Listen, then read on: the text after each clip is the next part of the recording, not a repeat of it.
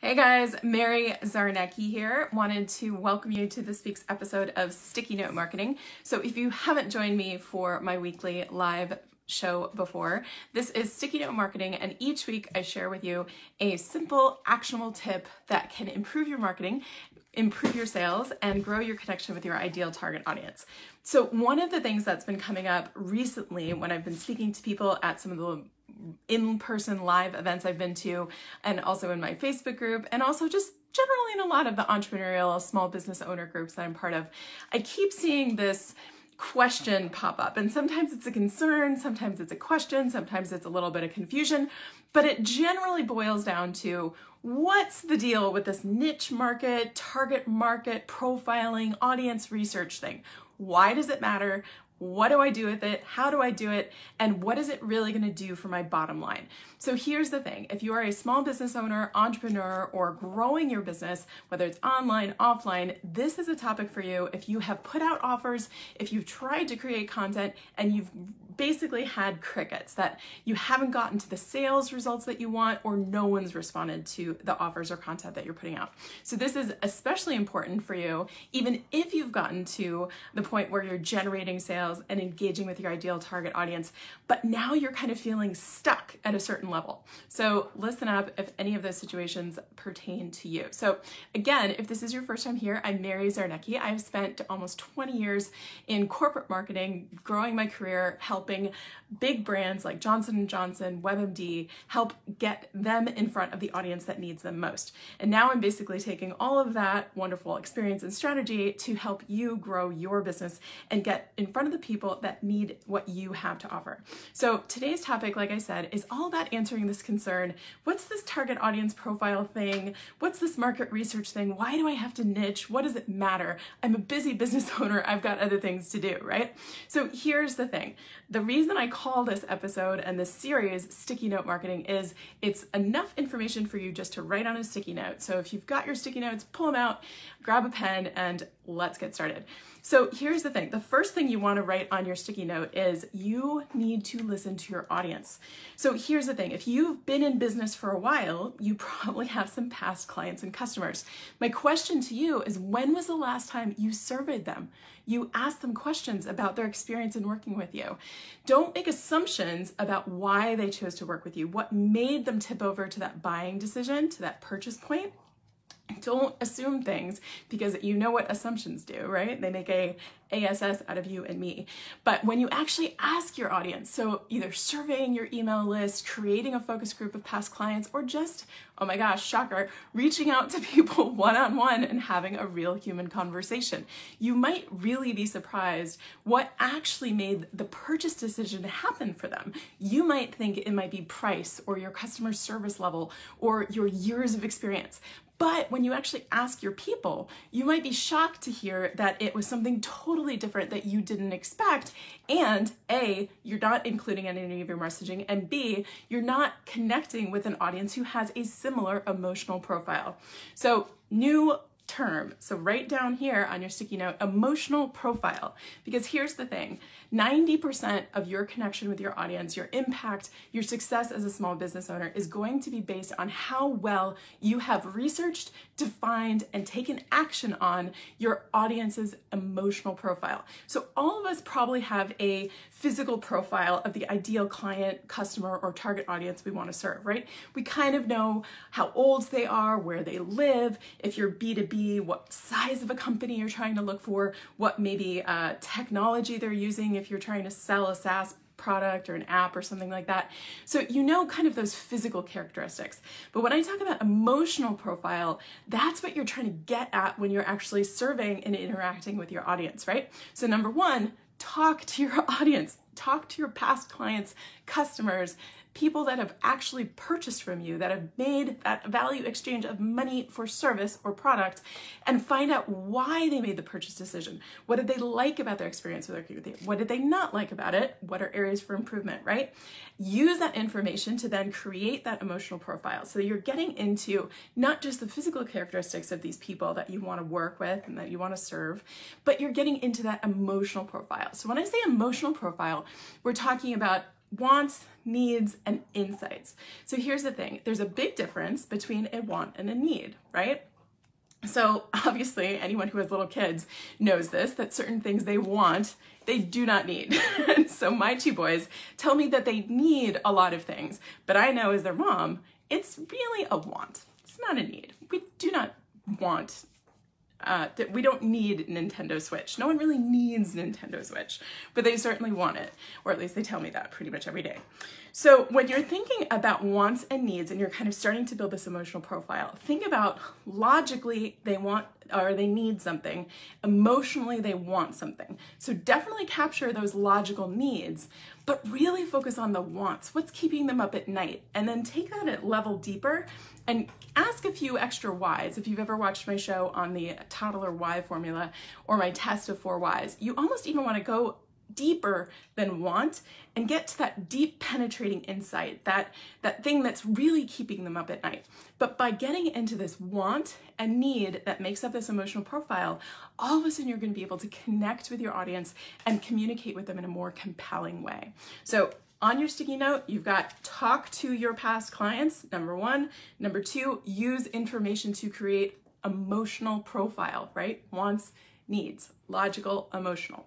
So we also want to start capturing hot button issues. So this can be things that you gathered from those informational interviews or focus groups or kind of surveys that you're doing with your past clients, but start looking at their hot button issues. So I'm going to give you a great example from the childcare space. So as you know, I am a mom of 2 boys, 5 and 7. And when we started looking at childcare, there were a vast plethora of options, right? I mean, there's all sorts of different childcare facilities, individual, in-home, nanny options. It boggles the mind, right? So it's something that I never thought of as a single young female. But here's the thing.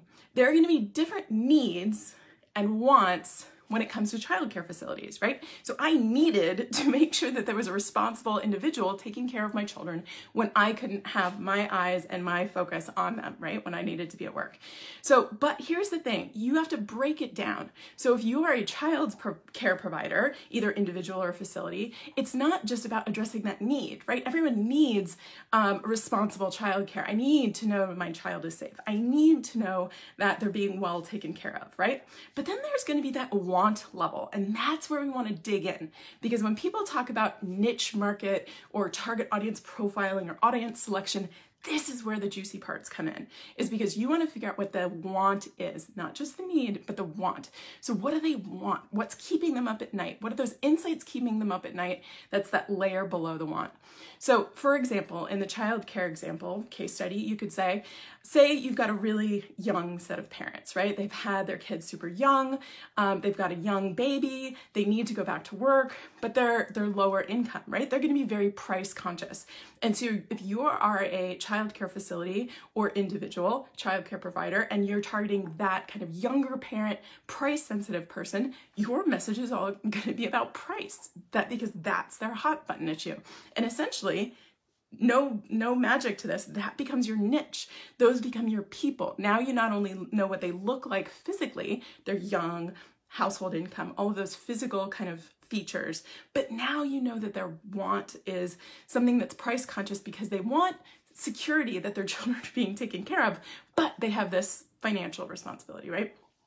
Now, think about a second segment that might actually be maybe a little bit older. So maybe they started their family a little bit later, they're a little higher income, might be an executive income, they had their kids when they're later in their 30s or early 40s, but still young baby. So they still need kind of that personalized focus where you have maybe a really low ratio of providers to individual children, but now they're not so price conscious.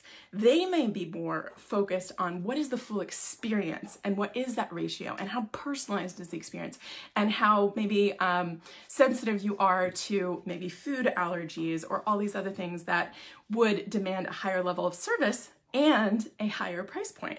So this might be a higher income target audience that still has young children. So similar care profile, similar need, but the want is different. The insight is different because they are not price sensitive, but they're focused on this additional want and desire to make sure that they have a customized experience for their young child, right?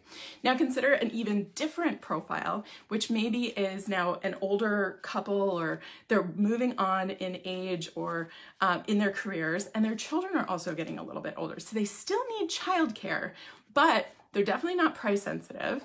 And the thing that they're really concerned about is, as their children are getting older, is all of a sudden their thing that's keeping them up at night is, oh my God, is my kid gonna get into college, right? So even though their kid's only 7, maybe they're really worried about the educational experience that their child is having on a day-to-day basis in that environment, that daycare environment.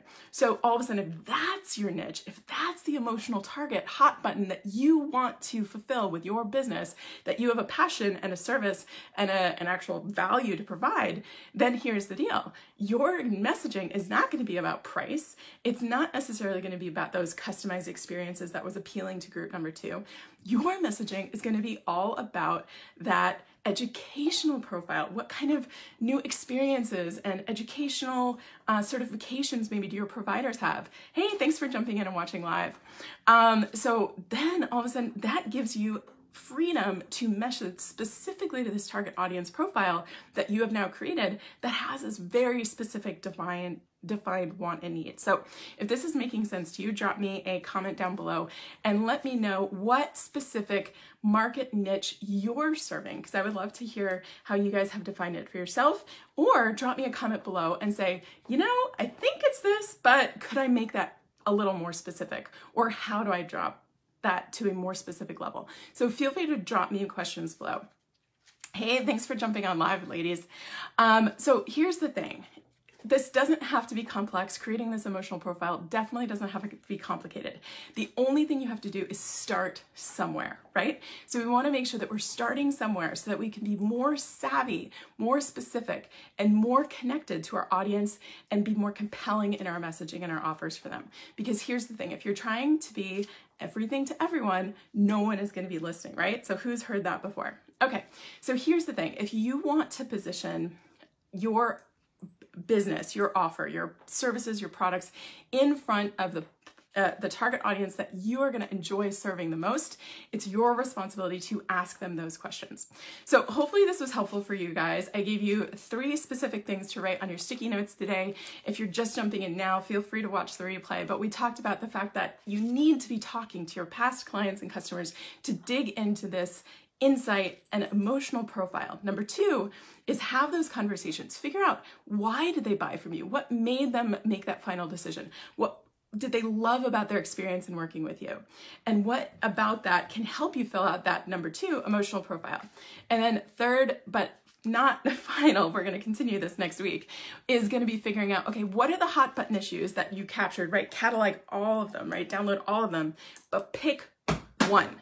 Because the one is where the magic happens. Because the more you can focus, the more you become an expert, not just in everything. You become an expert, and people love working with experts. So, oh, sweet. Okay, so we've got a couple people jumping in. So Alicia says product business owners, 1 to 10 million. Awesome. So I would almost invite you to break that down, because I'm sure if someone's making $1 million versus $10 million a year, they've got different things keeping them up at night, right? One might be about growth. One might be about a whole nother ballgame, right? So I'd almost invite you to check that out and like dig into that deeper and break it down to a different level. Small team, big growth, rough inventory. Not sure what rough inventory means, but yes, you've got the idea, right? So we want to break it down to the best possible ability. Now, that doesn't mean that you can't serve multiple niches. So if you found, for example, that yes, the 1 to 5 million versus, 5 to 10 million people had very different things keeping them up at night, that doesn't mean you have to pick one. It just means that when you're messaging, when you're talking, when you're creating content for one, it has to be different than for the other. So for a lot of small business owners, that's too much work. But if it's in your heart to serve that broad of an audience and to serve those multiple niches, more power to you, girl. All right, so here's the deal. Again, key here is to focus on what they want, not what they need, and not just their physical profile. But you want to, yes, you're an inventory consultant. Okay, right. That makes sense. Awesome, thank you.